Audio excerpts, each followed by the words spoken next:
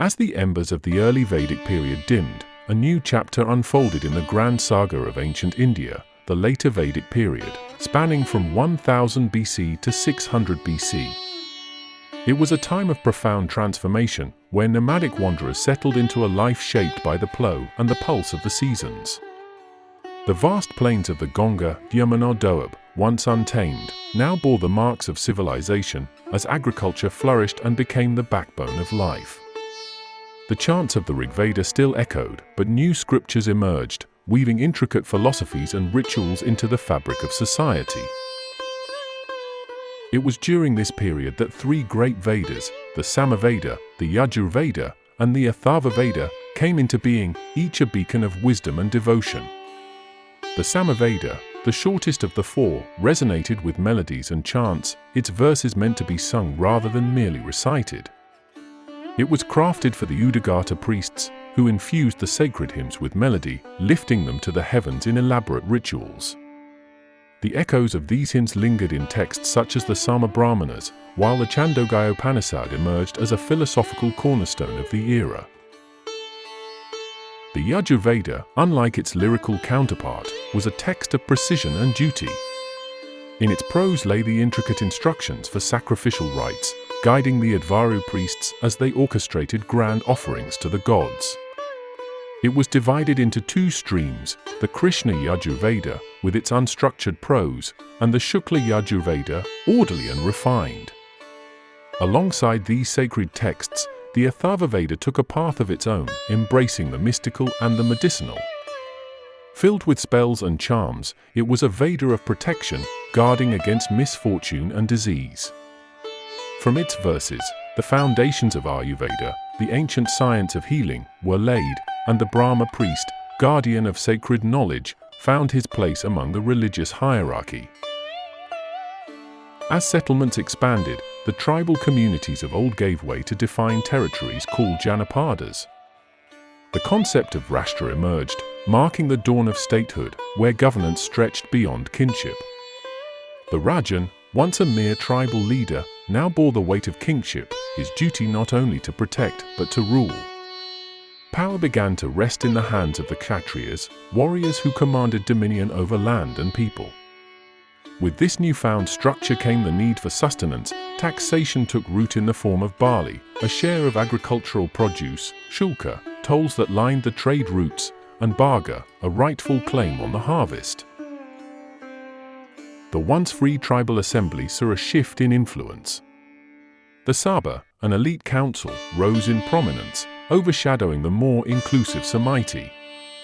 Rulers sought legitimacy not only through governance but through elaborate rituals, Vajrapaya, a ceremony of supremacy, and Rajasuya, a coronation that bound the king to divinity.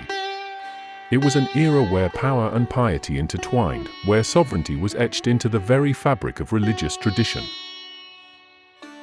Society, now firmly rooted in patriarchy, centered around the Grihapati, the master of the household. The Gotra system emerged, tracing lineage through paternal ancestry and forbidding marriages within the same clan. Though monogamy was the ideal, polygamy was not uncommon among the powerful. The Varna system solidified, drawing rigid lines between Brahmanas, who wielded spiritual authority, Kshatriyas, who ruled, Vaishyas, who toiled in trade and agriculture, and Shudras, condemned to serve. The sacred thread of Upanayana, a rite of passage into learning, was reserved for the first three, leaving the Shudras outside the realm of higher knowledge. Life was mapped into 4 stages: Brahmacharya, the disciplined years of study; Grihastha, the fulfillment of household duties; Vanaprastha, the retreat into contemplation; and later, Sannyasa, the renunciation of worldly ties. Women, once revered in Vedic hymns, found themselves pushed to the periphery, their voices fading in public discourse. Their presence in assemblies diminished, their freedom curbed, and childhood betrothals became more frequent, binding them to fate before they could claim their own. Amidst these social changes, faith too evolved. Gods of the Rigvedic pantheon shifted in prominence.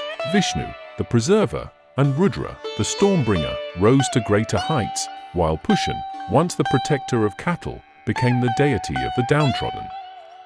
Sacrifices grew in grandeur, culminating in the Ashvamedha, where kings asserted their dominion through the symbolic release and sacrifice of a horse.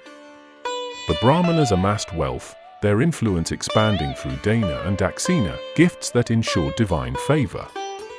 Yet, from within this labyrinth of ritual, a new voice emerged, a call for introspection and deeper understanding. The Upanishads took form, whispering the secrets of the soul and the cosmos, challenging the dominance of the sacrificial order with the power of thought. The land itself bore witness to these transformations. The people, once herders, now plowed the earth with iron-tipped tools, their fields teeming with barley, rice, and wheat.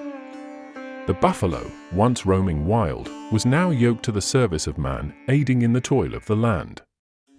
Indra, once the warrior god of tempest and thunder, now took on a new epithet, Lord of the Plough, a guardian of harvests and prosperity.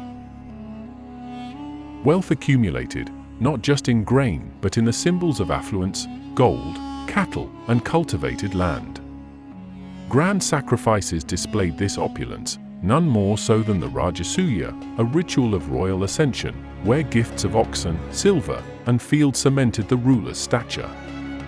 With each passing year, the world of the Vedic people grew more complex, laying the groundwork for the age of the Mahajanapadas, where kingdoms would rise and fall, and philosophies would blossom into timeless doctrines.